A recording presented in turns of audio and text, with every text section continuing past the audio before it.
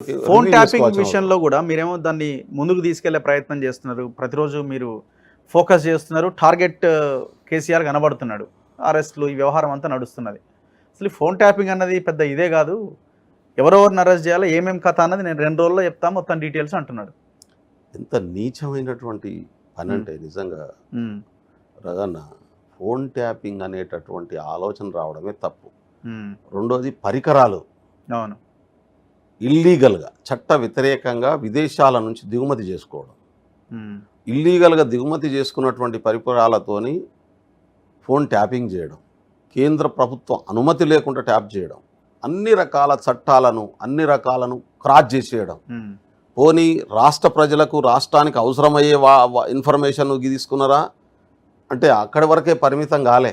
మొత్తం ప్రైవేటు భార్యాభర్తలు ఏం మాట్లాడుకుంటున్నారు, ఎవరితో మాట్లాడుతున్నారో ట్యాప్ చేసేటటువంటి ఒక నీచమైనటువంటి ఆలోచన, అంత నికృష్టమైనటువంటి ఆలోచన చేయడం అనేది, చేయించడం అనేటటువంటిది కేసీఆర్ అన్ని తప్పులను పారు చేసేసాడు. హ్మ్. అంత భయంకరమైన తప్పు అది. అది ఇక అన్ని స్కామ్ల కంటే పెద్ద తప్పు అది. అన్ని లిమిట్స్ను క్రాస్ చేసేసాడు.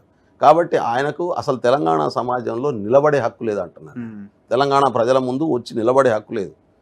సినిమా హీరోయిన్ల ఫోన్లను ట్యాప్ చేసి అనేటటువంటి వార్తలు వస్తుంటే నాకైతే నిజంగా ఎంత గలీజ్ అనిపిస్తున్నదంటే, రాజకీయ నాయకుల భార్యలు, ఎమ్మెల్యేల భార్యలు, మంత్రుల భార్యలు వాళ్ళు ఏం మాట్లాడుకుంటారు, సొంత భార్యల ఫోన్లు ట్యాప్ చేసేవాడు వాడెంత నీచుడు అండి, నాకు అర్థం కాదు. వాడు మనిషా? వాడు తన భార్య ఎవరితో ఏం మాట్లాడుతుందో తెలుసుకోవాలనుకునేటటువంటి నీచమైనటువంటి మనస్తత్వం ఎవరికి ఉంటుంది? ఒక్క సెకండ్ కూడా ప్రజా జీవితానికి పనికిరాడు ఇటువంటి ఎదవలు. ఒక్క సెకండ్ కూడా పనికిరాడు. ఆయన ఇప్పుడు లిస్ట్ ఇస్తాడట. ఏం పీకినావు ముఖ్యమంత్రిగా ఉన్నప్పుడు? నువ్వే కదా ముఖ్యమంత్రి, నువ్వే కదా చేయించింది. నీకు ఏ నైతిక హక్కు ఉన్నది? నీకు తెలియకుండా జరిగిందా? నీకు తెలియకుండా జరిగిందంటే నువ్వు అసలు ఇక నీకు ఏ పదంతో తిట్టినా తక్కువే. తెలుగు పదాలలో ఉన్నటువంటి అన్ని తిట్ల పదాలని వాడుకో, నువ్వు డాష్ పెట్టి చెప్తా ఉన్నాను. నేను నా సంస్కారం అడ్డం వస్తుంది, నేను చెప్పదలుచుకోలేదు. అందుకని ఇది చాలా దుర్మార్గమైనటువంటి ఆలోచన. కాబట్టి ఒక్క సెకండ్ కూడా ప్రజా జీవితంలో ప్రజల మధ్యన ఉండడానికి వీల్లేదు. జంతువుల కంటే హీనం వీళ్ళు. వీళ్ళని తీసుకుపోయి అందరినీ లోపడబడేయాల్సిందే.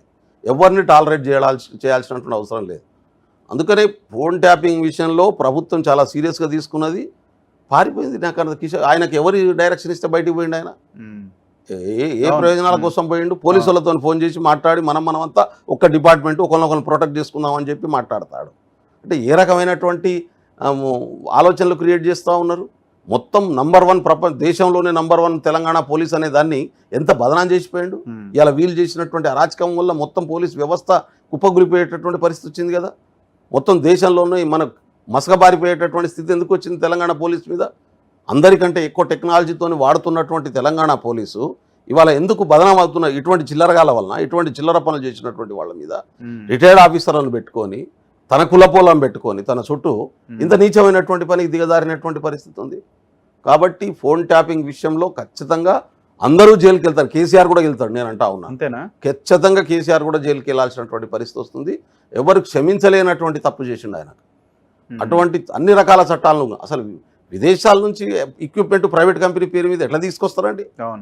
ఎట్లా తీసుకొస్తారు? ఎంత పెద్ద నేరం అది. ఆ స్థాయికి వెళ్తుందంటారా విచారణ? వెళ్ళాల్సినటువంటి అవసరం ఉంది. వెళ్ళాలని కోరుకుంటున్నాం మనం. మనం అందరం నేను అంటున్నాను, మా ప్రభుత్వం చేస్తుందనే నాకు నమ్మకం ఉంది. చేయకుంటే ఈ ప్రభుత్వం మీద కొట్లాడకు దిగుతాం.